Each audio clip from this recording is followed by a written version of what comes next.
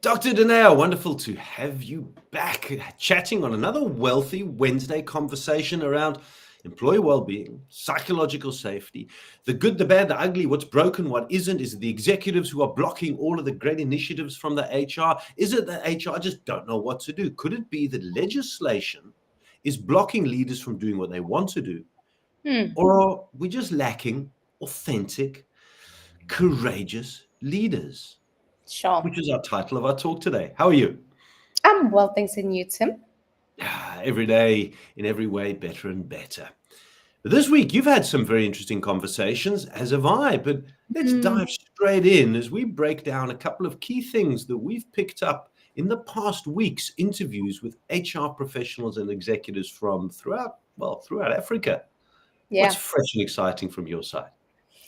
So I had a very, very interesting conversation yesterday with a lady called Siwe. I'm forgetting her surname, but she's a brilliant lady, so passionate about HR and the work that she does. It was just evident in the passion that she spoke with.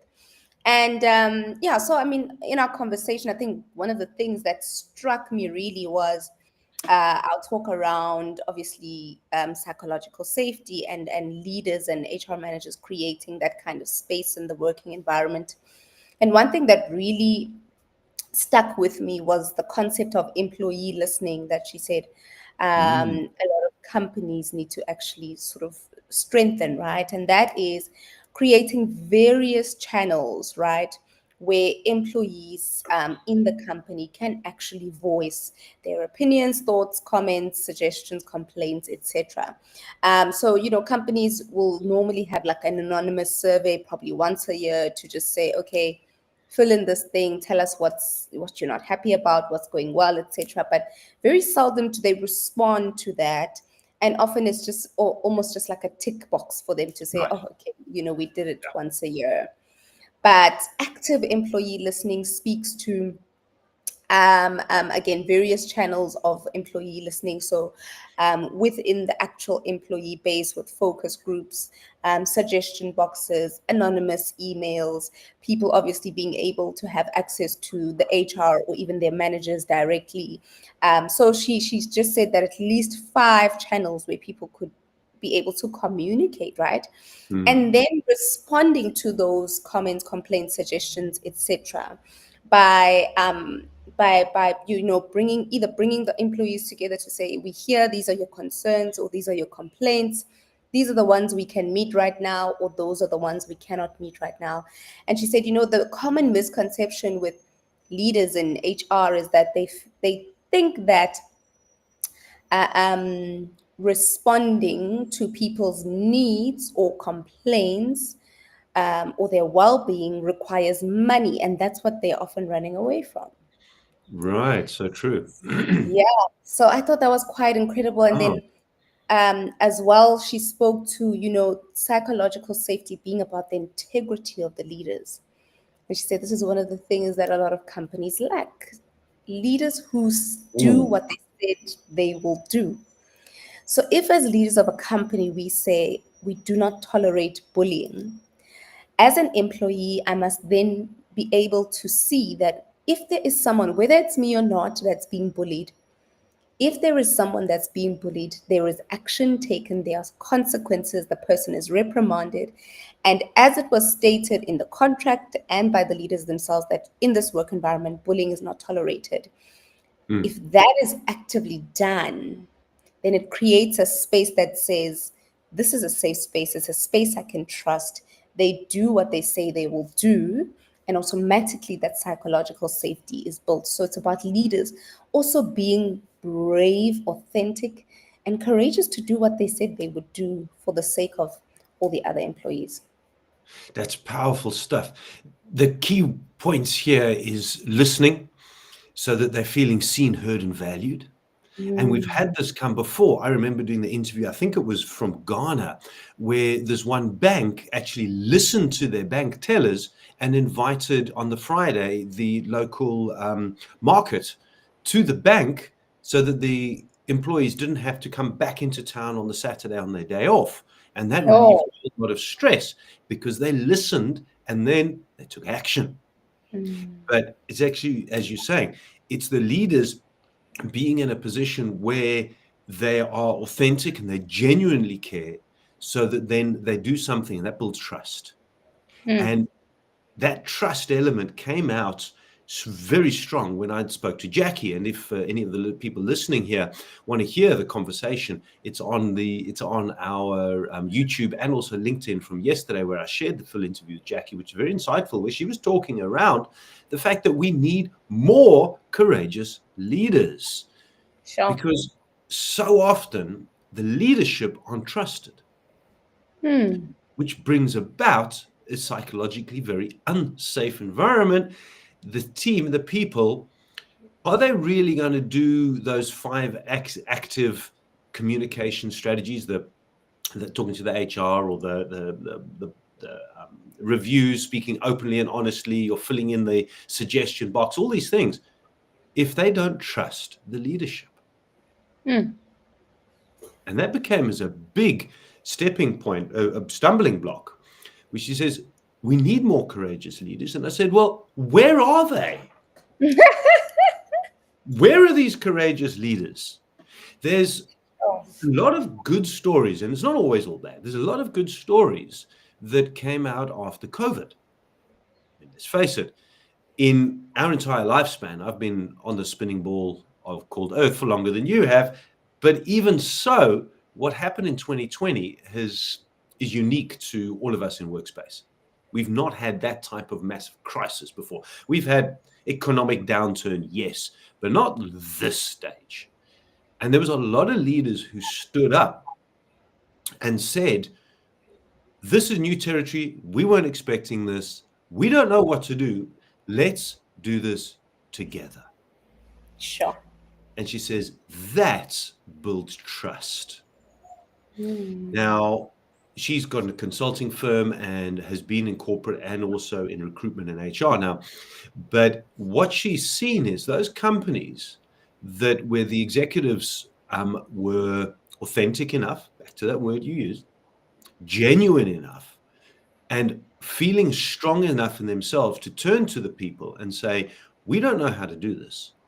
We're going to have to make some hard decisions, but we need your support in this. Otherwise, we're all finished. Sure. And what she said she's seen is that the people that were retrenched, that had to be let go because business just went down like this in 2020, 21, she says those companies which were authentic and genuine and real, majority of those people have been hired back. Wow. And because they were part of the conversation and process, whether they liked it or not, I'm not talking about them liking it, but they were feeling seen, heard, and valued, they came Mm. back to the company. Sure. Now, it's those types of authentic leaders, which is what you're speaking about, I'm speaking about, and that we've heard a few stories, but not enough of them when doing our interviews with HRs over the last month to 6 weeks.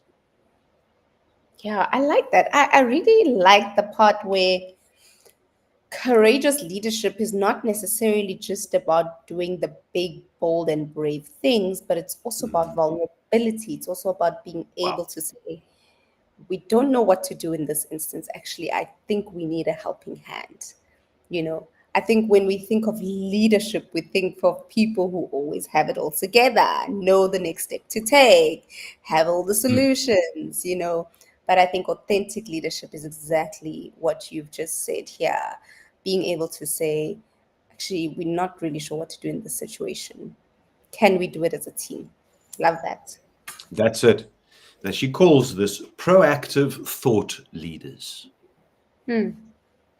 Not just the leaders, exactly as you say, who pretend and profess to know everything. They're the ones who don't grow. They're the ones who, as far as they're concerned, that's the only way, and I'm not interested in talking to anybody else. These are the fixed mindset leaders, and there's way too many of them out there, who then don't build that honesty, that integrity environment, and are open and honest enough. They're not strong enough in themselves. So it's those active thought leaders who engage and are transparent. Doesn't that build trust? Hmm. Doesn't Hmm. that create an environment where psychological safety is not so much of an issue anymore because it's accepted as a norm to provide an environment which is safe, where they can speak openly and feel heard, and where the executives speak openly as well, so that it's not just a top down, but it's a down up as well, where there's a clear communication channel. So how much of communication strategies, which we haven't actually spoken about in our time, or correct me if I'm wrong, but effective communication strategies, both ways, forms as an integral part in a psychologically safe environment. Now that's a conversation to have. Wow. I'm also loving the just the different ways in which these conversations are unraveling such deeper and bigger issues than us just looking at an employee wellness program and saying, why is it not working? So often it's not really about the program itself. There's just a lot of other things around it that are not being paid attention to. I mean, who thought communication, right? Strategy to communicating is all linked to all of that, so that can lead to psychological safety, so that employee well-being is improved automatically, etc., etc. Now I'm going to go even deeper, or maybe it's higher up. After I had a discussion with Samantha Kaplan, and I haven't put out this recording yet, I've still got to edit it. Now, Samantha brought in legislation. Painful. BE, companies required to fulfill certain legislated parts of certain parts of their company have to be legislated in how they run it.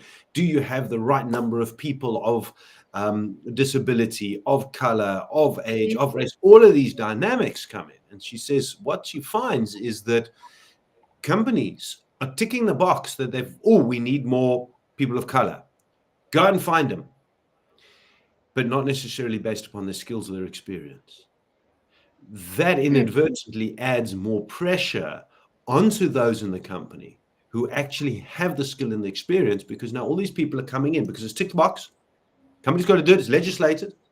They're applying for tenders and can't because their percentages are out, whatever reason it is. Those who are then actually doing the work end up by being pressured even more, which leads them to a faster track of burnout because frustration. They're not getting valued. They're not feeling valued. They're feeling taken advantage of. You're just bringing in these people because you need to from a legislation perspective, which I understand. But if a company doesn't strategically plan it, the negative impact the legislation creates in the company from a well-being perspective, from losing your A players, which is what we spoke about last week. Now that brings another level into this. That is quite interesting. Legislation. Oh, here's another one. Let's end up on a negative point. Be straight down to it. Crime. Whoa. Crime affects every single South African at one point or another, which leads to PTSD, which leads to trauma. And if your employees and teams are in a state of trauma, they require counseling. Who's providing that healing? The company, government, local community, the church? Because it affects everybody. Then when you bring in 75 to 80% of South Africans are under some type of debt review or are close to it. Now we're getting some real deep down stuff, which is the true things that are impacting South Africans. Crime, under debt review, living, the expenses are just way high, and the cost of living has gone up, but the salaries haven't met it, specifically amplified in the last 5 years again. But these are real issues. And I asked at a talk I did last week to a group of business owners, whose responsibility is it to To provide heal. healing? Whose responsibility is it to provide financial well-being? Not just psychological or physical, but financial. Because if your team are under so much strain financially, because they're Yeah. just way too overburdened, they're going to lose their home, they're impacted by crime, they live in a state of fear in the taxis on the way to work. Yeah. How effective are they At at work. work? So whose responsibility is it? I'd love to hear comments and chats and further discussions if anybody's got some thoughts on this. Wow. Hmm. Amazing. Thanks for those incredible, thought provoking insights, Tim. Again, like I said, this thing is only appearing to be a very multi layered onion that we just thought was one issue on the Yep, outside. But that's I'm it. very grateful for these very wealthy conversations that are bringing a wealth of knowledge to us. And so, if you're watching this, whether you're watching right now, whether you're watching the recording, please leave down in the comments your thoughts, your opinions, and any of your experiences, either as an employee or being an HR. And be sure to give myself or Tim contact if you would like to hear more. And of course, if you're looking for what we've been chatting about or what we're offering for your company, we're the people you need. But for more of these wealthy conversations, catch us on YouTube as well. And be on the lookout for these snippets on LinkedIn. Excellent. See you next time. Same place, same time. From us, it's goodbye. Ciao. Cheers, Dr. D. Bye-bye. Cheers, Tim.